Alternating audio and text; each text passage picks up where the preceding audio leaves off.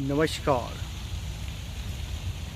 You may have done or may have attended the Bhumi Pujan, Grah Pravesh Puja, or any business Shubh Muhurat or beginning. If you look at Prithvi is like this, land is like this.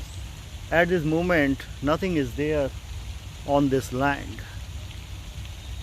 And if you suppose you have to build a home, you're going to build a hotel, then there will be a need to do this purification, the bhumi, and once the home or the hotel or residence is built, the Grah Pravesh Puja or purification is required as per some text. Now you can ask why we do that. And the same question was asked one of the fellow who was moving into a new home. So we will share today what was discussed with John, why we do this Bhumi Pujan. Look around what is there.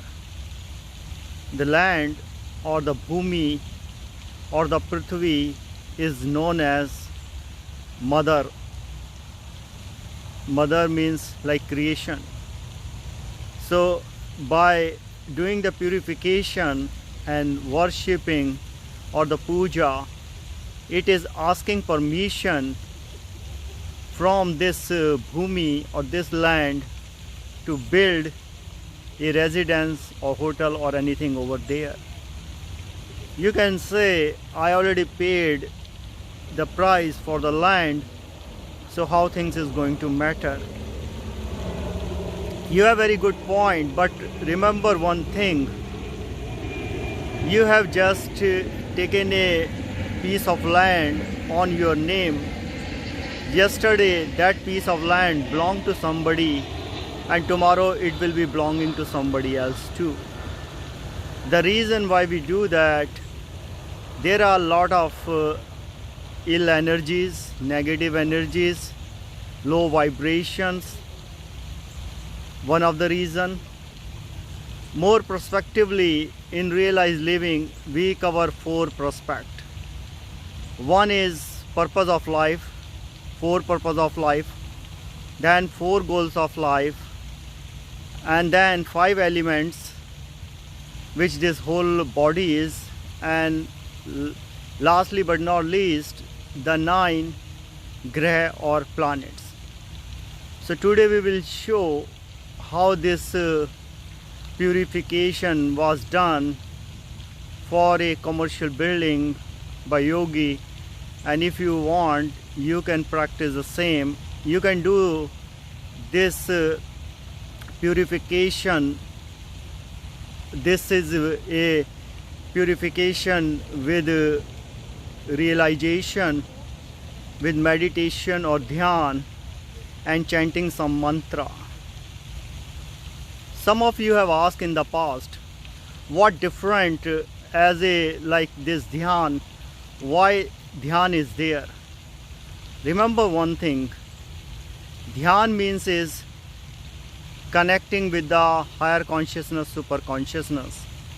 When you just chanting a mantra without realizing, without meditating, it's just like throwing your balls. If you are a tennis player, you have a aim, you want to shoot, or if you are like cricketer, you have a shoot, like you don't want to throw outside the crease. Likewise is your mantra. If you are just chanting and without paying attention, without going into dhyan, you are just wasting your energy. And any successful player, whether if you are a shooter or you are like Arjun, whose focus was on the just bird, the target. So you can understand with dhyan or meditation, when you perform your chanting, you are connecting right away with the required, what they called is those dietaries or those super consciousness, God, whatever you can say. So let's do first thing how we do. So first thing we do is we bring those two hands together. The reason bringing those two hands together is left and right. We are bringing element of earth and sky together. We are doing namaskar. Namaskar means I'm burning my ego, the false ego I. Now I is gone. So what is left is self, the Atman, the soul. So now namaskar means everyone else is the soul. So now we look oneness in all souls. So that is one part. Then clapping is done. Om Namah Shivaya. So with this clapping, because human body is bunch of circuit, the current is going on, so the pressure point are there, like as per science around 30 plus some pressure point. By clapping we are purifying the environment and also energizing ourselves, preparing for the purification and the puja. So we did two things. We close the namaskar pose, we did clap, and we also saying Om Namah Shivaya. So someone asked, why you chant Om Namah Shivaya? Let's decode Om. O-M, or you can say A-U-M. A for awareness, U for universe, M for material, Maya, mirage, A for awakening, actualization, union with the cosmic. So these are like few things you can understand, and Om is the original sound, and many faiths have the same belief.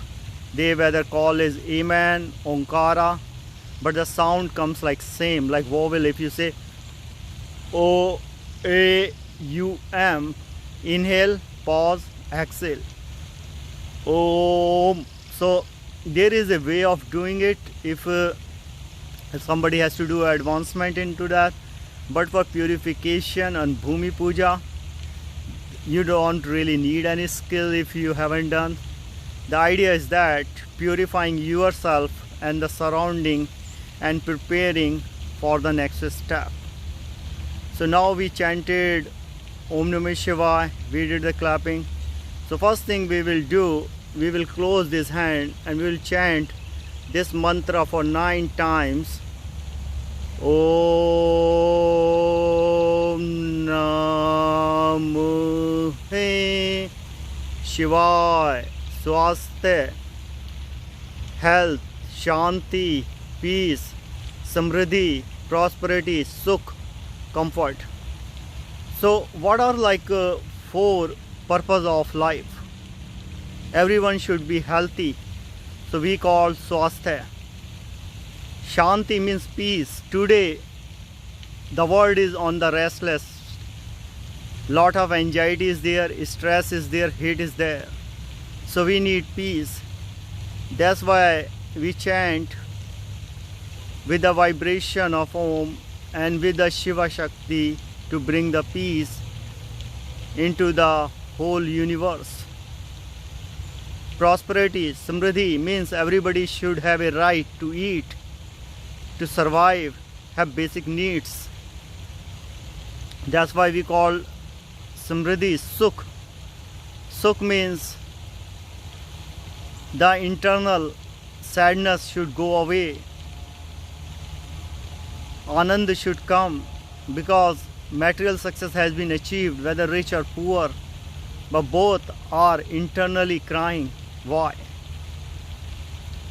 The reason by doing this 9 times, this mantra is with the meditation, with the dhyan, we visualize we look when we say Om Name Shivaya, Swasthya, health. Everyone is looking healthy. No one is sick anymore. Shanti. Life has become like a flowing water with no turbulence. Very quiet and soothing music. Samriddhi. All trees are blooming. Plants, spring weather. No fall. Sukh. Joy. Like as a flower when they bloom, they are showing the perception. So that is the first function. So we covered 4 purpose of life. Now the second step was performed, was 4 goals of life. Om Name Shivaya, Dharma, Karma, Mukti, Moksha. So what we are asking is, Dharma means truth, living a truthful life. Karam, your action, because what Gita teaches, what you will do today, you have to pay the price today or tomorrow. Mukti means detachment. Having attachment with all this material item and material world, we forget our own purpose of life. Then moksha, freedom, liberation from anything which is holding us back, which is encouraging us to do any non-right thing. So this way we are removing the negative energies from the life. Now we move to the third part. This body is built of 5 elements: Jal, Thal, Vayu, Agni, Akash. So again we close the hand, make the Namaskar pose, and 9 times it should be chanted Om Namaha Shivaya, Jal, Thal, Vayu, Agni, Akash. When you saying this mantra, when you say Jal means water, you can feel a ocean image. You are seeing an ocean, very peaceful and delightful. Thal, Jameen, means it is a prosperous land, fully fertile, and everywhere there is a peace and happiness. Vayu, air quality is so high. With the air blessing, everyone is having a good health. Agni, the fire, the digestion system. So everybody is keeping with wellness. Akash, the space, our expansion, because we need to expand. You cannot be shrink. Your consciousness has to go from lower consciousness, from senses consciousness, from emotional consciousness, from mind consciousness to super consciousness.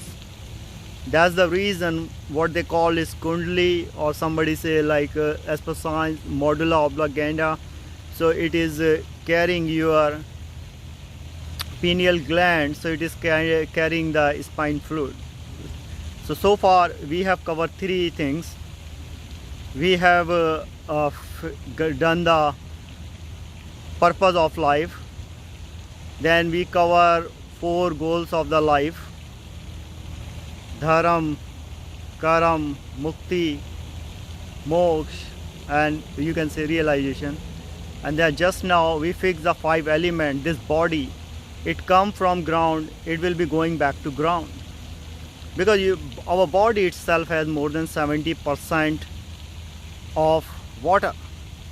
So water disturbance in the body cause many issues, not limited to kidney stone. Air problem is in this pandemic is severe because the health issue, the breathing issue caused by air. The space open when you are excited, stressful, you need open air, fresh air. You go for walk, fire, heating. If weather is cold, fire is required to have the temperature control. Then the bhumi, the ground. Ground means permission, connection with the ground, realizing we belong to this soul. Just like as earthing is done for buildings, same way each individual should be doing their own grounding. Now the final thing is, nothing can be complete as they call by like 9 graha, 9 planets. So we are taking the permission from the Gurudev or Om Namah Shivaya, the Shiv Shakti. So when we have this authorization from the higher consciousness, you can think about in your office, when you go for doing any new task, you prepare a proposal plan, you first go to your higher management and they approve. Now you get the team assigned. So likewise is Om Namah Shivaya. Om Namah Shivaya is authorizing you to build a building over there, to live on that land with the permission of Shakti, the mother, earth mother, Dharti Ma. However, the 9 graha, they can make a lot of turbulence in life if their energy is not controlled, if we do not purify their vibration, their energy, because everything in this universe is vibrating, including you and me. So that's the reason we chant 9 times, because universe frequency number comes 432 Hz as 9. So let's do how it was performed. So again, make a namaskar pose and say Om Namah Shivaya. Ravi और सन सूर्य देवता को नमस्कार करा जाता है, and we are asking the sun permission to bless this bhumi,